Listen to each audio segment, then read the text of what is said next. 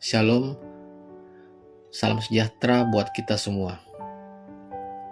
Pagi ini kita berjumpa kembali di Rehat edisi Sabtu 19 Oktober 2024. Sebelum kita membaca dan merenungkan sebagian kecil dari firman-Nya, mari kita berdoa meminta pertolongan kepadanya.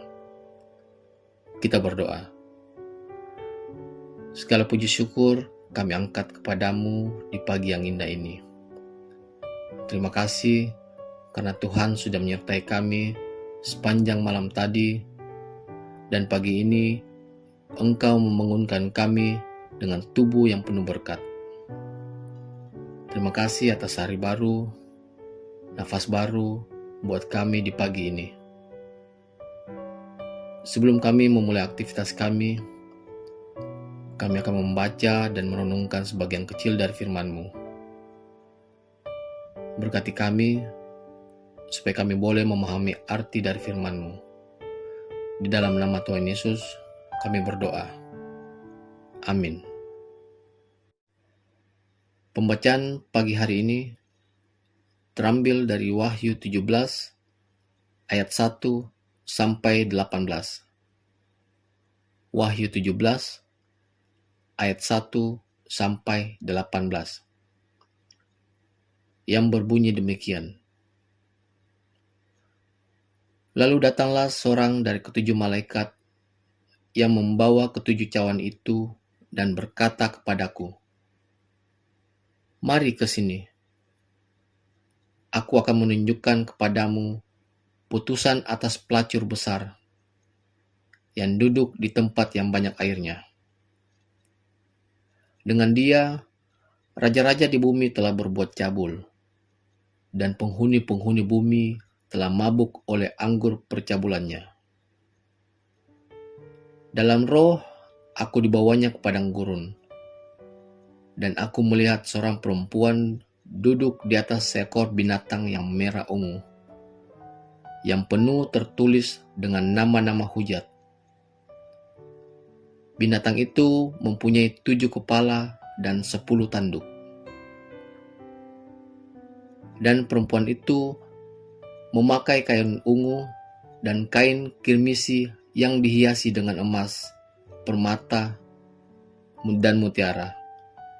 Dan di tangannya ada suatu cawan emas penuh dengan segala kekejian dan kenajisan percabulannya. Dan pada dahinya tertulis suatu nama, suatu rahasia, Babel besar, ibu dari wanita-wanita pelacur dan dari kekejian bumi. Dan aku melihat perempuan itu mabuk oleh darah orang-orang kudus dan darah saksi-saksi Yesus. Dan ketika aku melihatnya, aku sangat heran. Lalu kata malaikat itu kepadaku, "Mengapa engkau heran? Aku akan mengatakan kepadamu rahasia perempuan itu dan rahasia binatang yang memikulnya, binatang yang berkepala 7 dan bertanduk 10 itu. Adapun binatang yang telah kau lihat telah tiada. Adapun binatang yang telah kau lihat itu telah ada, namun tidak ada. Ia akan muncul dari jurang maut, dan ia menuju kepada kebinasaan. Dan mereka yang diam di bumi, yaitu mereka yang tidak tertulis di dalam kitab kehidupan sejak dunia dijadikan, akan heran apabila mereka melihat bahwa binatang itu telah ada, namun tidak ada, dan akan muncul lagi. Yang penting di sini ialah akal yang mengandung hikmat. Ketujuh kepala itu adalah 7 gunung yang di atasnya perempuan itu duduk. Ketujuhnya adalah juga 7 raja. 5 diantaranya sudah jatuh, yang satu ada, dan yang lain belum datang. Dan jika ia datang, ia akan tinggal seketika saja. Dan binatang yang pernah ada dan yang sekarang tidak ada itu, ia sendiri adalah raja ke-8. Dan namun demikian, satu dari ketujuh itu dan ia menuju kepada kebinasaan. Dan ke-10 tanduk yang telah kau lihat itu adalah 10 raja yang belum mulai memerintah. Tetapi 1 jam lamanya mereka akan menerima kuasa sebagai raja bersama-sama dengan binatang itu. Mereka seia sekata, kekuatan dan kekuasaan mereka berikan kepada binatang itu. Mereka akan berperang melawan anak domba, tetapi anak domba akan mengalahkan mereka. Karena ia adalah Tuan di atas segala tuan dan Raja di atas segala raja.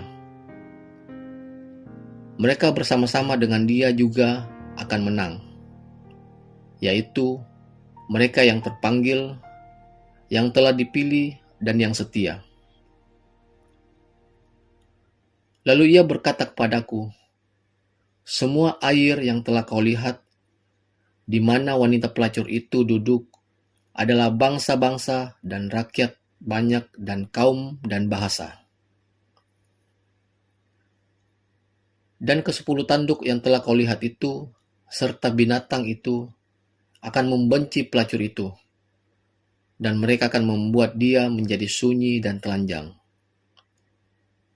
Dan mereka akan memakan dagingnya dan membakarnya dengan api. Sebab Allah telah menerangi hati mereka untuk melakukan kehendaknya dengan seia sekata dan untuk memberikan pemerintahan mereka kepada binatang itu, sampai segala firman Allah telah digenapi. Dan perempuan yang telah kau lihat itu adalah kota besar yang memerintah atas raja-raja di bumi. Amin. Tema renungan pada pagi hari ini yaitu Raja di atas segala raja. Datuna mintu datu. Ada beberapa negara yang menganut sistem pemerintahan monarki atau kerajaan. Tak jarang, negara yang menganut sistem ini mengalami gejolak perebutan kekuasaan. Mereka berharap meluaskan daerah kekuasaan. Seorang raja sebagai pemimpin tertinggi selalu merasa dirinya lebih dari raja yang lain. Hal itu terjadi dalam bacaan kita. Dalam penglihatan tersebut, Babel digambarkan sebagai seorang pelacur besar yang penuh dengan dosa. Betapa tidak? Sebagai bangsa yang besar, Babel menghasilkan para raja yang cabul dan melawan Allah. Bahkan rakyatnya pun turut mabuk oleh anggur percabulannya. Di ayat 2 disebutkan, Babel seperti seorang perempuan pelacur yang mengendarai iblis. Dan aku melihat seorang perempuan duduk di atas seekor binatang yang merah ungu, yang penuh tertulis dengan nama-nama hujat. Binatang itu mempunyai 7 kepala tanduk. Di ayat ketiga, mereka hendak berperang melawan anak domba dan congkak menunjukkan kekuatannya. Mereka merasa diri kuat dan lebih hebat dari Allah. Namun, anak domba mengalahkan mereka karena ia adalah Tuan di atas segala tuan dan Raja di atas segala raja.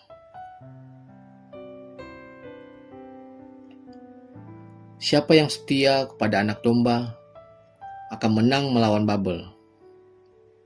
Yang setia kepadanya akan terus melihat kemenangan sang anak domba. Sedangkan yang hidup dalam Babel akan dibinasakan. Kita mungkin pernah dipojokkan oleh orang lain karena memilih setia kepada Yesus Kristus. Sementara karena pilihan lain, orang tersebut tampak lebih baik, lebih senang, lebih berhasil, dan menjanjikan. Bagaimana respon kita? Mungkin ada yang tergoda dan akhirnya dikalahkan sehingga mengikuti mereka. Ada pula yang berupaya keras untuk melawan, tetapi pada akhirnya dikalahkan dan memilih meninggalkan Tuhan. Tuhan menginginkan kita tetap setia bersama Yesus Sang Anak Domba. Amin. Mari kita berdoa. Bapa yang dalam surga, kembali kami datang berdoa kepadamu. Berterima kasih atas firman yang telah kami dengar di pagi ini, di mana firman-Mu mengajarkan kami bahwa Tuhan Yesus adalah Raja di atas segala raja, dan selalu setia kepadanya, walaupun di luar sana banyak godaan untuk berpaling dari Tuhan Yesus. Biarlah firman-Mu di pagi hari ini kami jadikan sebagai landasan hidup kami di hari ini, selama kami beraktivitas. Sertai dan lindungi kami semua di hari ini. Di dalam nama Tuhan Yesus, kami berdoa. Amin.